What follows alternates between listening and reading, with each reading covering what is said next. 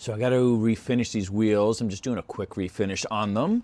But if you look at these scratches, like these are big gouges in it, right? So I have to like sand them down and anyway, refinish them because they look like crap. The paint looks pretty good on the car, which I'll show you in a second. But anyway, so that was what it looks like. And this is on the passenger side. So they hit a bunch of curbs and anyway, it looks like crap.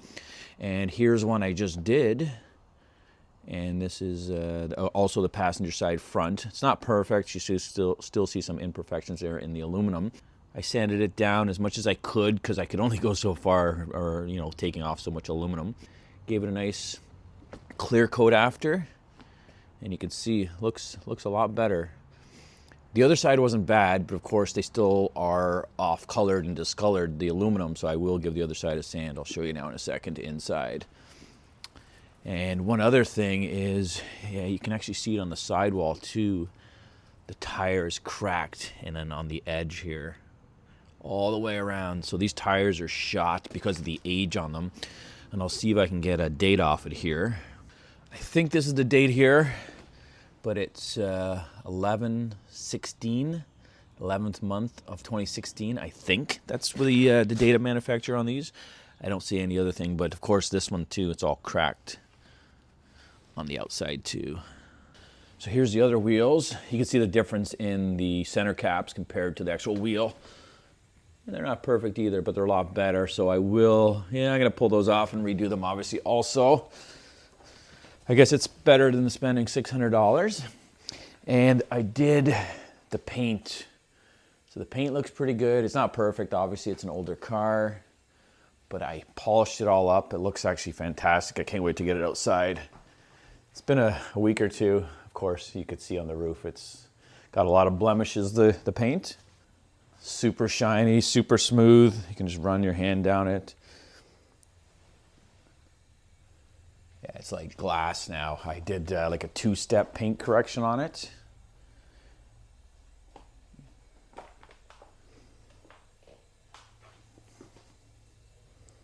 Brakes have seen better days. Might need those too for safety, but we'll see. I'm going to take it in hopefully this week sometime if the weather's nice.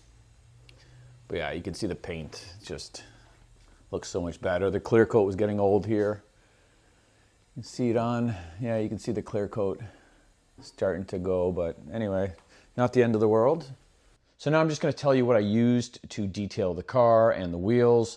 So for the wheels, I found you had to use a really coarse grit sandpaper to get the clear coat off. And that's what turned yellow by the looks of it.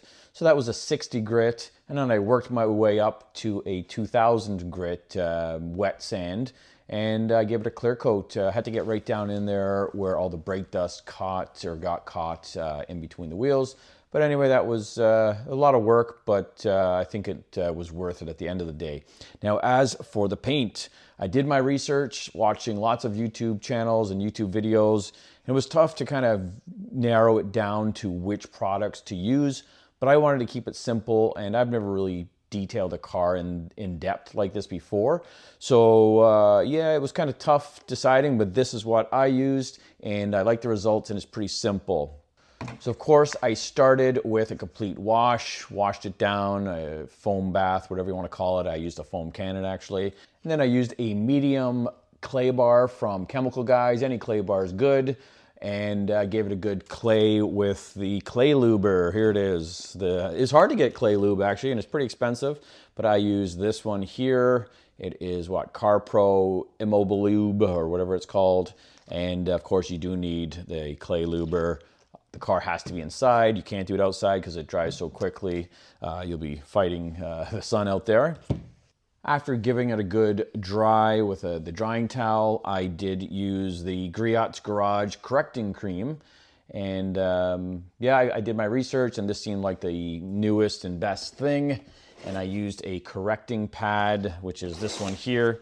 And you can see they're both orange, so real easy to know which one you want to use, right? You want to use the orange pads with the orange labeled cream.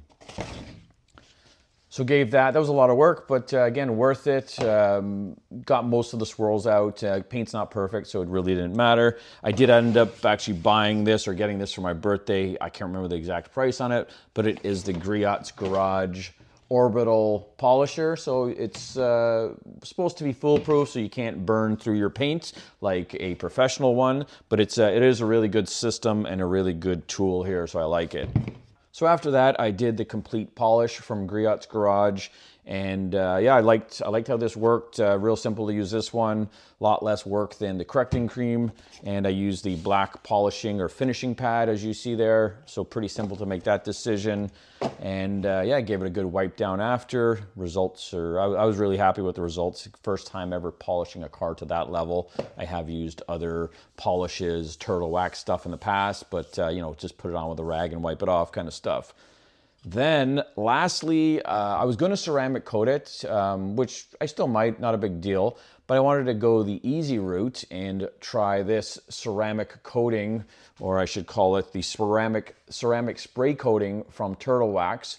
And I read a bunch of reviews, and this one seemed to have pretty good reviews. Now I did 2 cars with this, and I still have more than half a bottle left. I don't know how it works, but it's supposed to give it a nice beading effect, and it seems like it's pretty smooth there, pretty slippery. So yeah, we'll see how it works. It's supposed to last a month or so, but again, this car's in a garage, so it'll probably last longer than a month. But I will give it another application in a month or so. So before I decided to refinish the wheels or give it a quick refinish with sanding and whatnot, I did use this wheel cleaner from Adam's Wheel Cleaner. Again, just doing my research, seems like it was the most user-friendly and effective. And it has it has a funky smell, and it did a pretty good job, but there was so much stuff caked on it, I had to actually sand the brake dust off of them. And lastly, for the glass, I used the Invisible Glass Automotive Cleaner from Stoner Car Care. Again, great reviews. I did use the waffle weave towels that you're supposed to use to clean your glass.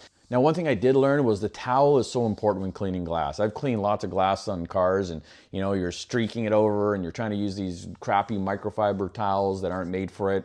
Just get yourself a waffle weave glass cleaning towel. It makes the job so much easier, and I'll never probably clean glass without it. And it gives you great results. So yeah, that's it for this video. Hope you enjoyed. Still have to get this thing out, but the weather's been miserable, rain nonstop, and I've been busy, but I'm gonna get this thing in. I need new tires, maybe new brakes, and yeah, we'll get this thing on the road and do some driving videos very shortly.